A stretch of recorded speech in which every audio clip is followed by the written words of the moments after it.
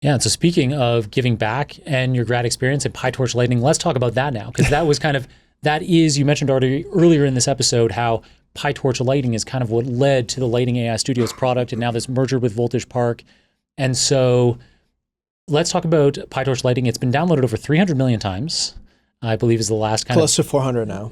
yeah, maybe by the time this episode is out. And yeah, you developed that while you were a PhD student working at NYU, and you had some pretty well-known PhD supervisors. So Yannicka and Kyung-Young Cho, who also, I mean, he's been cited hundreds of thousands of times. He's the next Jan, for sure. And he's got papers like neural machine translation that are huge and that everyone in AI needs to know. So yeah, tell us a bit about that experience. Maybe you can even back up a bit and give us a bit of like what led you to that program, founding PyTorch Lightning, and the big impact that I know that it had at Facebook and beyond. So I actually started working on PyTorch Lightning probably around 2015, before I was a grad student. I was a grad student in 2018, a few years later. So I was an undergrad at Columbia, and I was at a neuroscience lab. And this is when autoencoders and GANs were like a big thing. And we were learning to train models that could decode neural activity from the brain. So it was a partnership with Stanford. So at Stanford, they had monkeys that would collect neural activity from the retina. So if the monkey died, they would cut out the retina, and then they would show images to it, ImageNet specifically. And so you had a way to measure what was happening in the retina, and then you had what was shown. So you had an X and a Y.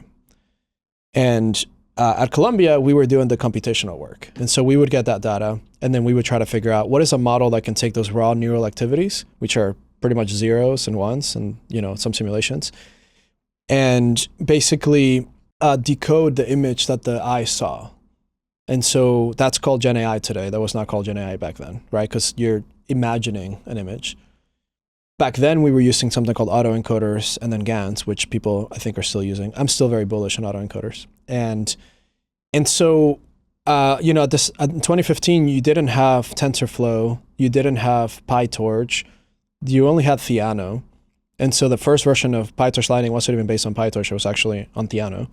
And it was around how do we try many ideas at once without rewriting the code all the time, which is why I was forced to write that. I didn't know that. What did you call it? It wasn't called PyTorch Lightning. It was just called Research Lib. Right. Just my Research Lib. Gotta name this thing. No, I didn't really care because I was just the only one using it, and a few people in my lab.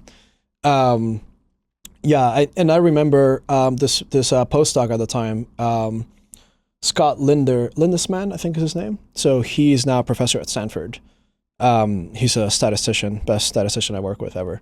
And he was like, hey, Will, you should formalize this into like some sort of, he called it a harness, so we can use it in another project. Yep. And I was like, okay, yeah, sure. And so I kind of tracted it out. And then I was like, and then we started working on other projects, right? And so I was like, oh, very quickly I can just kind of like rerun the same stuff. All I need to change is like the computational part of it, which is like the forward and backward, which is where the science was for us at the time.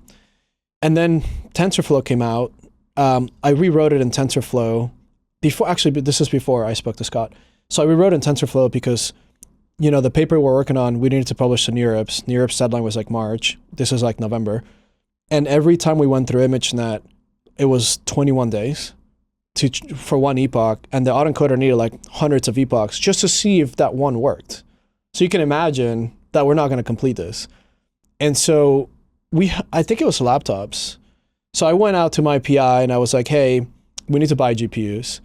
And so then I bought like 24 GPUs, something like that. No, 16 GPUs. That was probably around the era of like 1080 Ti's. Yeah, so I bought 1080 Ti's. I bought a bunch of 1080s. Yeah, I actually have the box. I'm probably bringing it to the office, but it's cool. I still use it for like gaming and stuff. So I built these 4 boxes from scratch. So, you know, when I went to Voltage Park to the data centers, I was like, so this is how you do it at scale, right? I mean, they're like experts at this, but I think building those machines definitely gives you a good background. And I actually posted on my GitHub the instructions. So if you guys go to my GitHub, you'll see like exactly everything, all the parts and how you do it or whatever. This is like 8 years ago at this point. So I built these machines with 4 GPUs on them so we could try one idea per GPU. So that gave us some boost, but it wasn't as fast as I needed.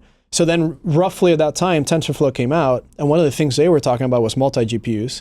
And I was like, oh, okay, cool. Let me try that. So then I rewrote all our code into TensorFlow. And then I actually did get it to work on 4 GPUs. And then we were able to train that model in like maybe an hour from 21 days. 21 days to an hour. Yeah. And so then I was like, amazing. And then we actually did eventually publish a paper to NeurIPS, my first paper ever, and also my last paper to NeurIPS. So I got super lucky, right? I was not the first author on there, but you know, the team was incredible. And that was as an undergrad, right? And so then fast forward, you know, I started my next project with Scott, and then he's like, hey, rewrite this. And then at the time, PyTorch came out, and then we looked at it, and it just looked more mathematical. And we were doing more probabilistic models at the time.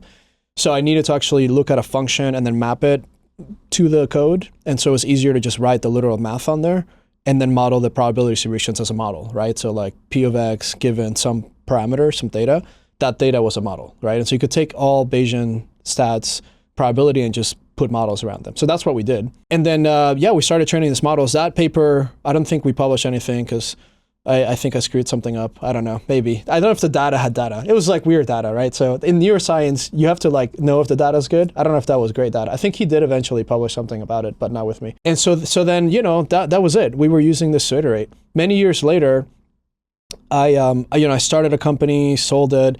And in that company, we used PyTorch separately. I didn't use PyTorch Lightning because we weren't training models. We were just doing what people call inference now.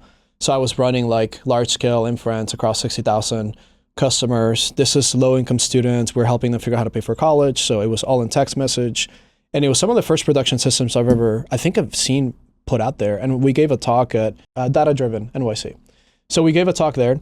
And you know, you guys can watch my talk. And it's like, I called it bot powered humans, basically, because I was trying to figure out how to use AI to augment the humans.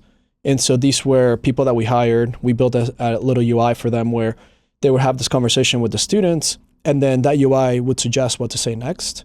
But the way it would do it is it would treat you as a game. We use reinforcement learning. Now RL is super hot, right? But back then, so I treat the conversation as a game where your message is a step in that game, and then my message is a step in that game. And the goal of the game is to get you as much money as possible for college. And so the reward function is optimizing for your financial aid. And then the games are the words that I say to get you there. And so that's what the model was trained on. And it would take your whole context. Like convincing people to give you money? No, asking the right questions to help us get them the most money for college. I see. So like the model is like, hey, whatever, my function says, I don't really know your SAT yet. And if I get it, I can figure out my policy better and see if I can get better. So it would ask you these questions. And, you know, we didn't have LLMs back then, so it was more of like a ranking. So we had a list of questions, and it would like choose what's the best one to ask with some probability, and then ask that question, and then answer, and then play this game back and forth. We ended up getting a bunch of people, about $60 million worth of financial aid with this.